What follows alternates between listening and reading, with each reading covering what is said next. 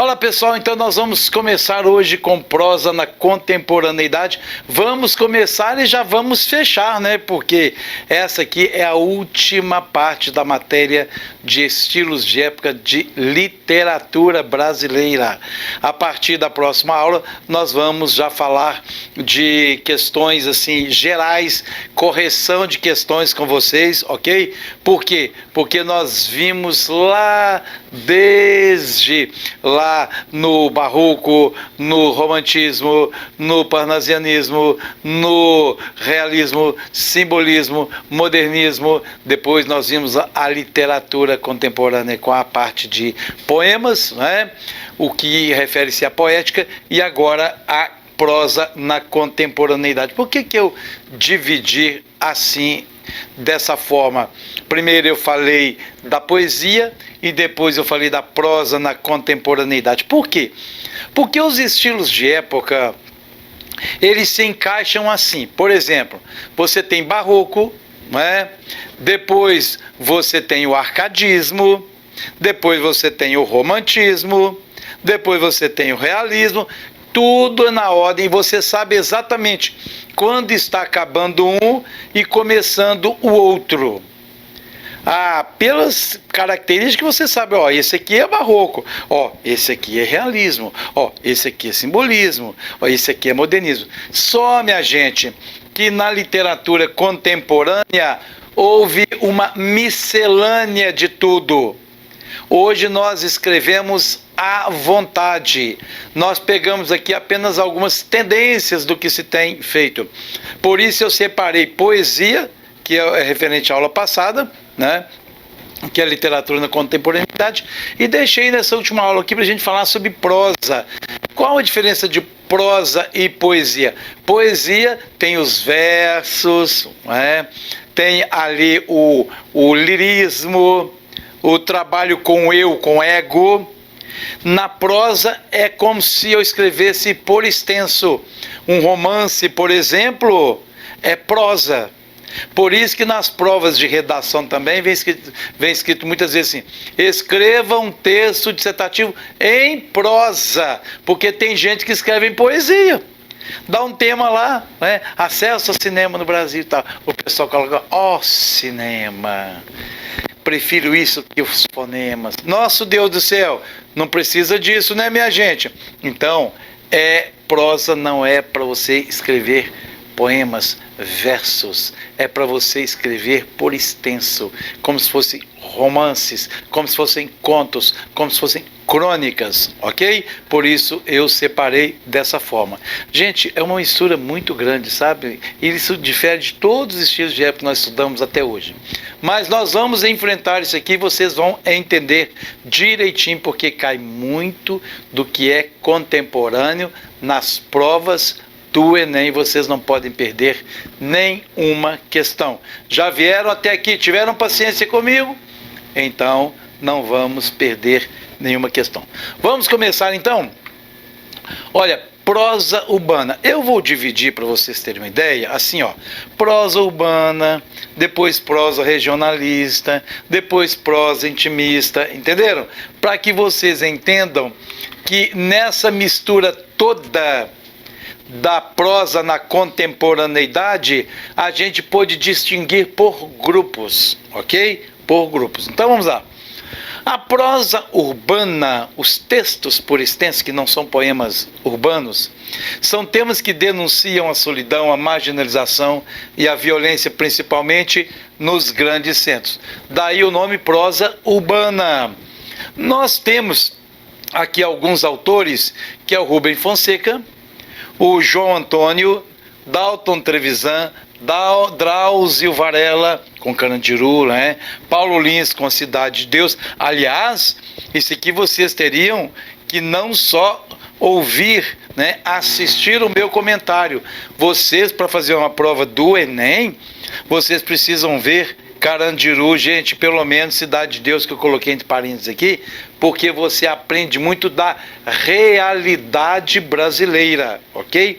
Então, se alguém perguntar para você assim, essas obras aí, Carandiru, Cidade de Deus, que foram inclusive transformadas em filme, pertencem a que tipo de literatura? A prosa contemporânea, ok? Dentro da prosa contemporânea aqui é tudo prosa urbana, fala de algo, de temas ligados à cidade, por isso prosa urbana. Espero que tenha entendido. Prosa regionalista. Olha, se a prosa urbana fala da cidade, fala da metrópole, a prosa regionalista fala de quê? De região. Dá pra gente ajudar nisso aí. Então, como é que é? São temas que tratam do homem e do ambiente rural, ok? Onde está o homem, onde está o meio rural e o que pode acontecer de literatura. Não que eles produzam, mas sobre eles, podem produzir também, não é? Mas sobre eles. Nós temos aqui, ó, Ariano Suassuna. Gente, tem que ler o Alto da Compadecida, uma das melhores obras que você pode ler na literatura brasileira, viu? Escreveu também, o Ariano escreveu O Santo e a Porca, Pedra do Reino. Francisco Dantas também, Guimarães Rosa, um dos escritores mais inteligentes que eu conheço no Brasil, né? Escreveu prosa regionalista também. Guimarães Rosa, como disse, Luiz Antônio de Assis, Brasil. Então nós temos duas prosas, urbana, regionalista, que fala de temas, como o próprio nome diz, regionais, ok? Bem, temos também a prosa intimista, essa é uma novidade. Vocês estão vendo que nós deixamos aqui também até algum desenho, ilustração para você ver, né? Intimista, fala do pensamento. Olha aqui, ó, temas que tratam de sondagem psicológica. Daqui, viu, gente, que nós colocamos esse crânio, essa massa encefálica aqui, né? Da exploração do pensamento. Prosa intimista. Tem autores que não querem escrever sobre questões urbanas, não querem escrever sobre questões regionalistas, querem escrever sobre questões do íntimo, daí prosa intimista. Clarice Lispector, Fenômeno, ok? Lígia Fagundes Telles, Osman Lins, Lia Luft. Eu poderia até dizer para você que a nossa Adélia Prado também, com as suas obras, por exemplo, A Bagagem, pertence ao intimismo, só que não é prosa, no caso dela é poesia. Então seria uma poesia. Adélia Prado, nossa Adélia Prado aqui regional. Olha, Adélia Prado é uma escritora de característica intimista, fala do eu, do ego, do sentimento, do psicológico, ok? Por que ela não está aqui, professor? Porque ela não faz parte da prosa, faz parte da poesia, ok? Vamos lá, mais um. Realismo fantástico. São temas que unem o real e o irreal. Assim, elementos da realidade, da fantasia e do sonho se misturam, gerando um todo harmônico. Fatos históricos, míticos, lendas e folclore se combinam e compõem uma narrativa nova. Fatos históricos míticos. Míticos aqui vem de mitologia, porque a pessoa confunde muito místico, que vem de misticismo, né? E mítico, que vem da mitologia. Então, nesses textos que compõem o realismo fantástico, nós podemos ver que os autores misturam história, mitologia, lendas e principalmente folclore, certo? Isso se combina e forma uma narrativa nova. Veja que eu citei Guimarães Rosa de novo aqui, né? Porque além de ele ser regionalista, ele participou também da literatura referente ao realismo fantástico. Por quê?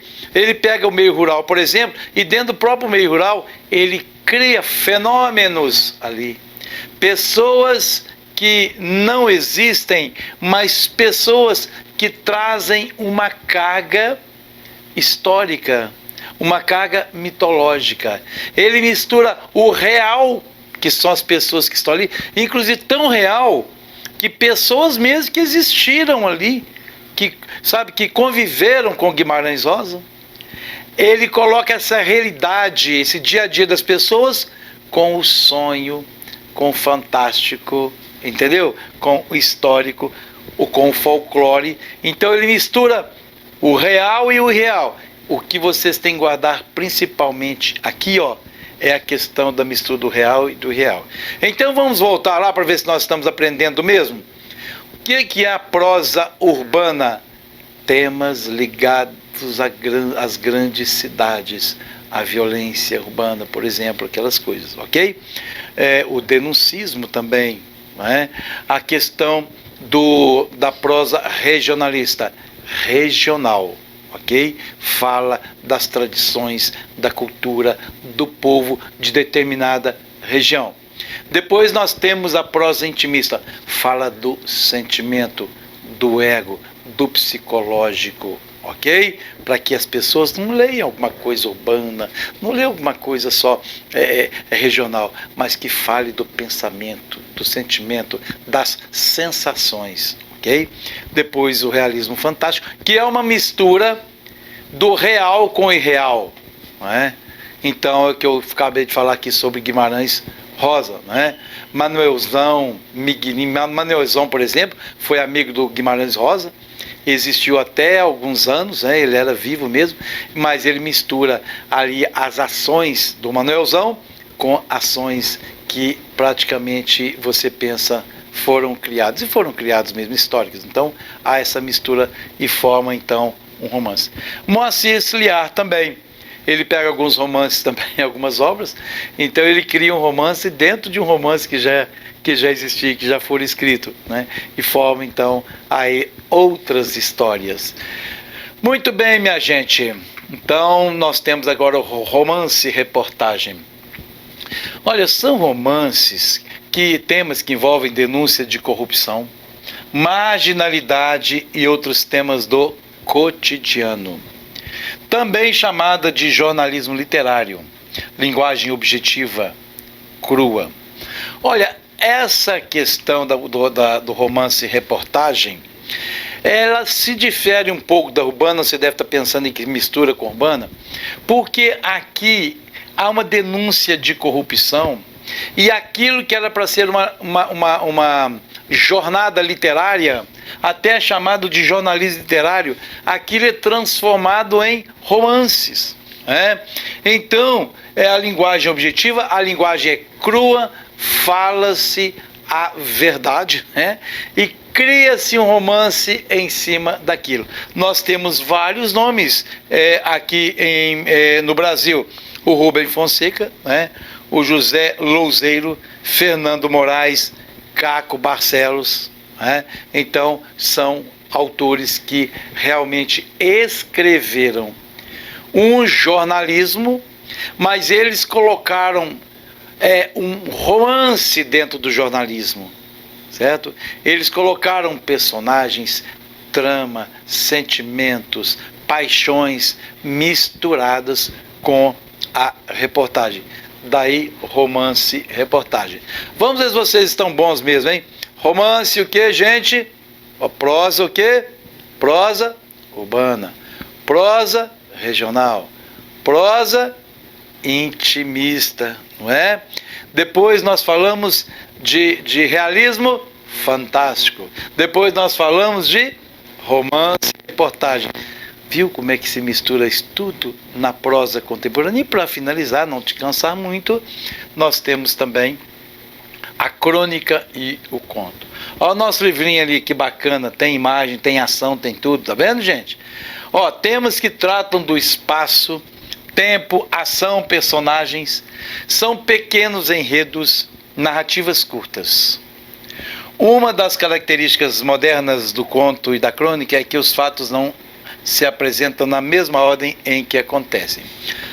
Quando eu falo em crônica, o autor resolve escrever alguma coisa do dia a dia. Por exemplo, suponhamos que nós estejamos em período eleitoral, né, como nós estamos aqui. Esses dias, alguém deve ter escrito sobre alguma crônica, sobre as eleições nos Estados Unidos, sobre as eleições no Brasil, como acontecer agora para prefeitos, vereadores, não é? Então, quando se escreve algo, principalmente para colunas de jornais e revistas, aí são crônicas, certo? Temas ligados ao cotidiano. Agora, o conto é como se fosse um romance, mas um romance menor. Eu tenho um romance grande, né? E aí, por exemplo, Cidade de Deus, você vai ler Cidade de Deus, que nós falamos aqui agora. Então ele é um romance, tá? É grande. Mas se eu quiser contar em 3, 4 páginas, 5 páginas, para ser bem direto com vocês, aí ele vira conto. É como se alguém estivesse contando falando, comentando sobre um filme, fazendo um resumo de um filme, por exemplo. Tem autores que, ao invés de construir um romance grande, 120 páginas, 130 páginas, constroem contos. Nesses contos de 3, 4, 5, 6, 7, 8 páginas, também tem personagens, também tem espaço, que é o lugar onde está acontecendo, também tem o tempo, em que tempo que está acontecendo isso, também tem a trama, como é que está ocorrendo os fatos, como é que estão ocorrendo os fatos ali. Então é um romance pequeno, isso é conto. A diferença é que o conto é como se fosse um romance pequeno, um romance menor, e a crônica trata de assuntos do dia a dia. Agora, uma característica da contemporaneidade em relação à crônica e o conto, porque senão eu estaria falando também de outros estilos de época, né? Crônica e conto não é só aqui na prosa modernista, contemporânea. Só que na prosa contemporânea, a crônica e o conto, eles não acontecem na ordem obrigatoriamente cronológica, que é cronológica, na ordem correta. Era para os fatos acontecerem assim: nasceu, cresceu, casou-se, teve filhos, morreu. Essa seria mais ou menos a ordem. Aqui, olha o que acontece que eu estou dizendo aqui, ó. Uma das características modernas do conto e da crônica é que os fatos não se apresentam na mesma ordem em que acontecem. Olha, meus alunos, prestem atenção. Eu estou falando aqui da literatura moderna, porque há uma literatura, contos e crônicas nos outros estilos de época que acontecem dentro de uma ordem correta. O autor começa a falar de um assunto, volta lá, depois ele está falando de novo, vai para frente idealizando o que poderia acontecer. Então ele não tem uma responsabilidade, um compromisso em contar os fatos, fazer uma história numa ordem certinha. Você tem que acompanhar na cabeça do autor, ir lá atrás, voltar. Você já assistiu a alguns filmes assim, não é verdade? Vai, volta, vai, volta, vai, volta. Então é assim que acontece na literatura moderna, ok? Bom, eu coloquei também aqui 2 exercícios para que nós possamos. Aliás, aqui, ó, eu até tinha mais alguma coisinha para falar aqui sobre a crônica e o conto, né? Eu não falei dos autores aqui. Então vamos melhorar essa aula. O autor salta no tempo, prestigiando o que quer contar, indiferente da cronologia dos fatos. Além de fugir da estrutura do princípio, meio e fim, os contos modernos refletem uma atmosfera abstrata, subjetiva, né? Na verdade, o conto é uma microvisão do mundo real ou imaginário do autor. É o que nós falamos aqui. Eu só adiantei, né, o que nós estamos vendo. Agora vamos ver então os principais autores. Paulo Mendes Campos, Carlos Heitor Coni, Milô Fernandes, Luiz Fernando Veríssimo. O Luiz Fernando Veríssimo, ele já está mais ligado a uma literatura até de caráter humorístico, sabe? Bastante interessante. É como se ele trabalhasse com contos ou crônicas, mas assim, bem de forma prestigiando o cômico, o grotesco, o humor, ok? Então agora vamos sim aos exercícios. Diz o seguinte, primeiro exercício. As afirmativas referem-se ao que se encontra entre parênteses, etc.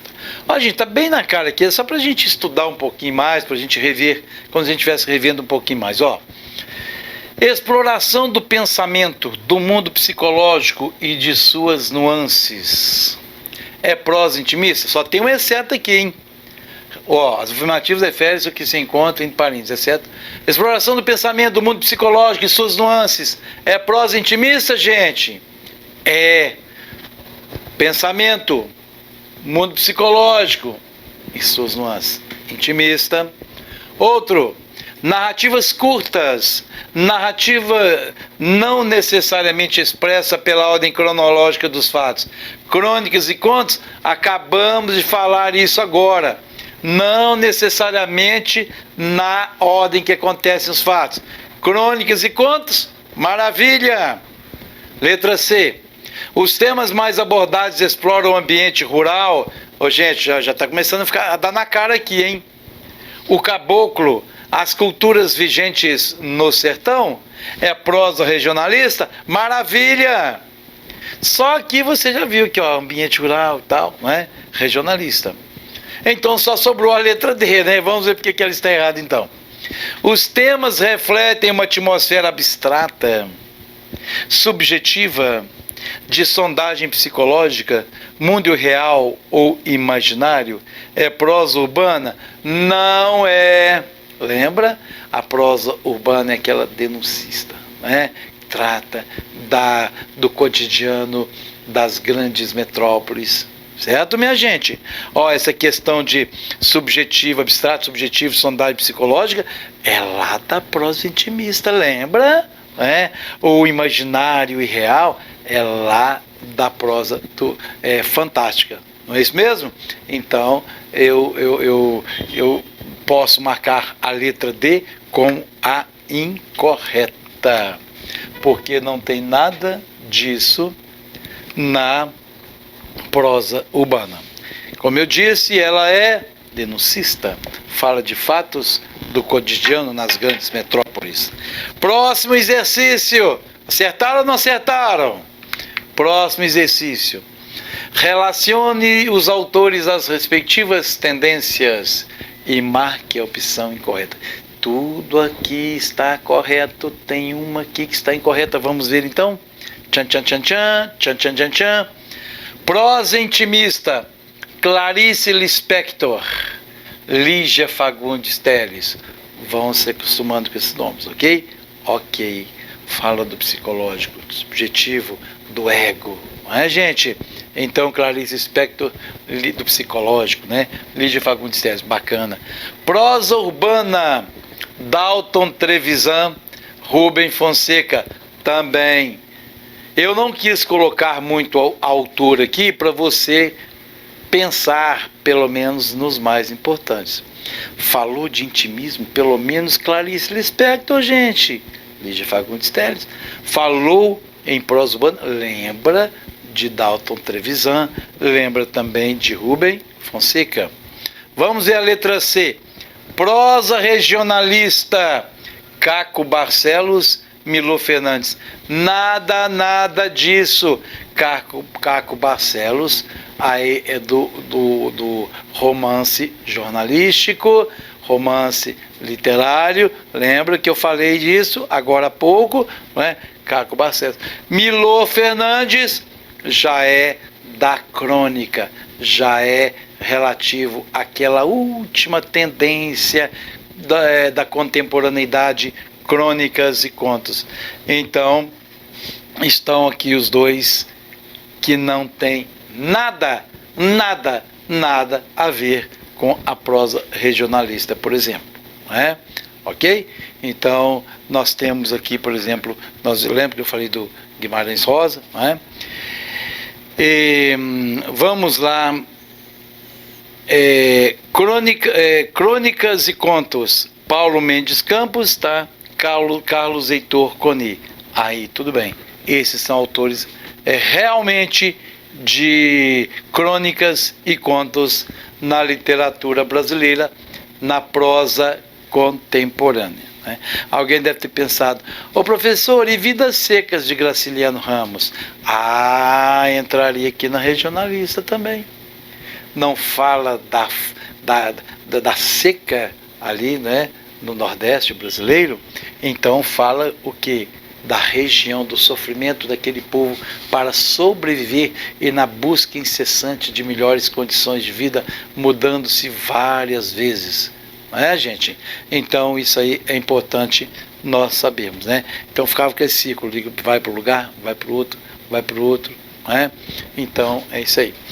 No mais, pessoal, então aqui deu a letra C, né? Todo mundo marcou aí naturalmente. deve ter acertado. E com isso nós terminamos aqui o que há de literatura até contemporaneidade. Nem todos esses autores estão vivos, né? Mas é o que se tem escrito aqui ultimamente na prosa no Brasil. Pois é, gente, por não ter características próprias como aqueles estilos de época, barroco, romantismo, parnasianismo, etc., isso aqui talvez seja um assunto até um pouco chatinho, né? Mas pode prestar atenção que em todas as provas vestibulares, Enem, cai prosa na contemporaneidade. Por isso que eu tive coragem de gravar, tá bom? Esse vídeo aqui. Se você gostou assim mesmo, dê um like aí, inscreva-se no nosso canal, ative o sininho das notificações e podem me acompanhar nas redes sociais porque sempre eu tenho novidades, ok? Um abraço a todos e até o próximo encontro.